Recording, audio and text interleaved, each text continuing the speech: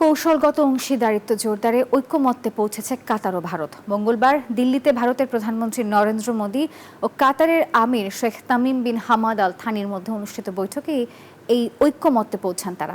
এছাড়াও বাণিজ্য, বিনিয়োগ ও প্রযুক্তি সহ দ্বিপাক্ষিক স্বার্থ সংশ্লিষ্ট নানা বিষয়ে আলোচনা হয়। ভারতীয় পররাষ্ট্র মন্ত্রণালয় বলছে, কাতারের আমিরের ভারত সফরের মধ্য দিয়ে দিল্লি দোহার চলমান সম্পর্ক আরও গতি পাবে।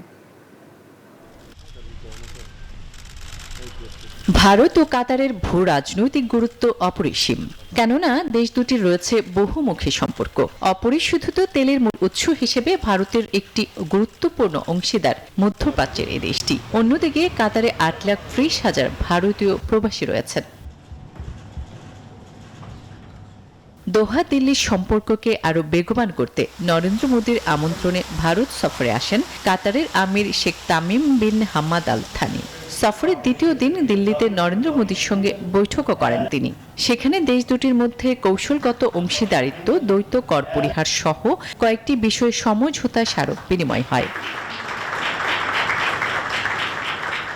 আলোচনা হয় বাণিজ্য, বিনিয়োগ ও প্রযুক্তি সহ দ্বিপাক্ষিক স্বার্থ সংশ্লিষ্ট আরও নানা বিষয়েও। ধারণা করা হচ্ছে, কাতারের আমিরের ভারত সফরের মধ্য দিয়ে দিল্লি দোহার সম্পর্ক আরও গতি পাবে।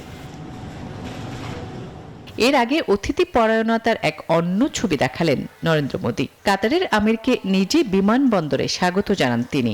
এখানেই শেষ নয়, সেখানে আমির Sheikh Tamim bin Hamad Al থানিকে আলিঙ্গন করে ভাই বলেও সম্বোধন করেন। কাতারের আমিরের এটা দ্বিতীয় ভারত সফর। এর আগে 2015 সালে ভারত সফরে এসেছিলেন তিনি। আসমাতুলি, নিউজ 24।